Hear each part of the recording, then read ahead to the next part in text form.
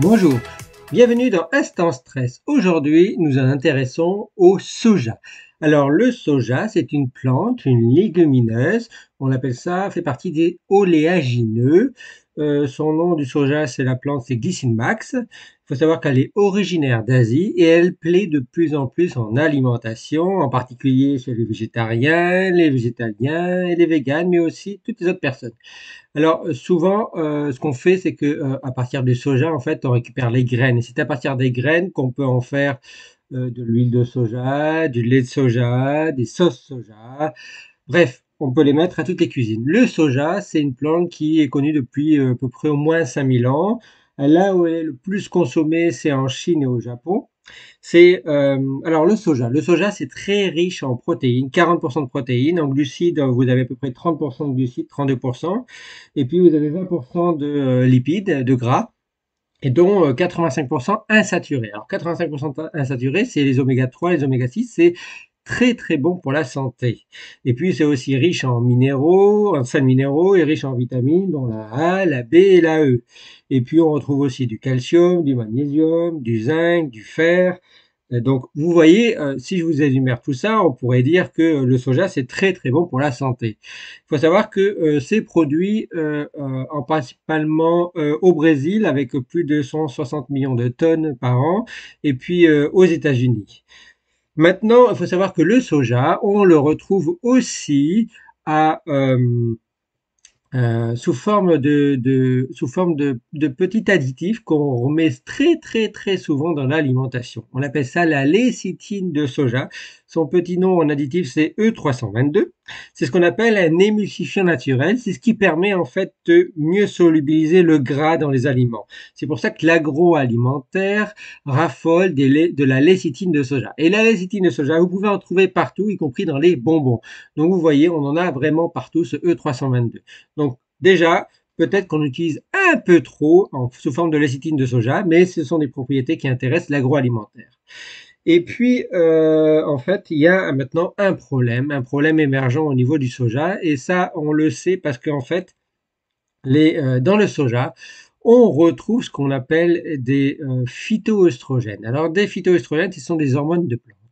Et ces hormones de plantes sont très similaires à des hormones féminines. Donc, on appelle ça chez l'humain des hormones féminisantes. Eh bien, quand vous mangez beaucoup de soja, il pourrait être possible que le soja, c'est en fait, c'est un perturbateur endocrinien. Donc, quand vous consommez beaucoup de soja en grande quantité, régulièrement, ça va perturber toute votre production hormonale. Et ça, c'est parce que, en fait, ces hormones phytoœstrogènes, on appelle ça des isoflavones. Des isoflavones, ce sont des phytoœstrogènes de soja. Eh ben, elles interfèrent avec notre système hormonal et donc à partir de notre système hormonal, donc à partir de nos hormones. Et c'est pour ça qu'on dit que le soja, et maintenant, on le suspecte fortement comme étant un perturbateur endocrinien. Je dis suspect parce que les études le montrent et il nécessite d'avoir encore d'autres études pour voir l'efficacité ou la force de ce perturbateur endocrinien, est-ce que c'est très fort ou pas. Et puis, surtout, à partir de quelle dose ça devient un vrai perturbateur endocrinien assez puissant.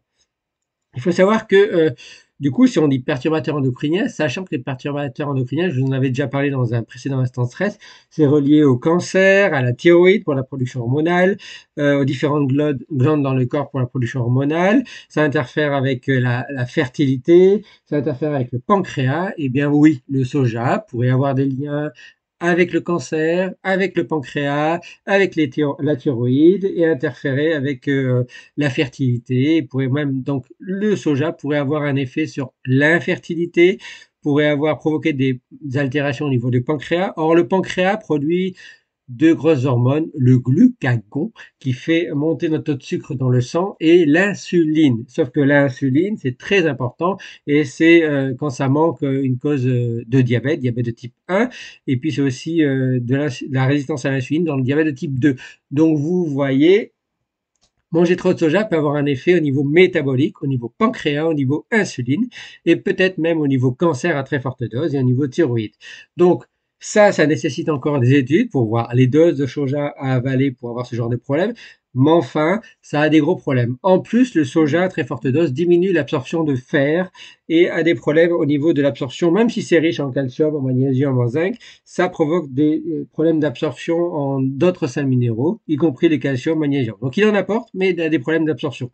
Donc ça, c'est très dommageable pour la santé. C'est pour ça qu'on dit que les enfants de moins de 3 ans ne doivent pas de consommer de soja, les femmes enceintes ne doivent pas de consommer de soja, et les préados qui ont leur système hormonal qui est donc en pleine évolution ne doivent pas consommer de soja. Et ça, on ne le dit pas assez. Voilà. Donc pour les végétariens, les végétaliens, les véganes et les gens qui ont l'habitude de manger beaucoup de soja, faites très attention. C'est un effet de mode.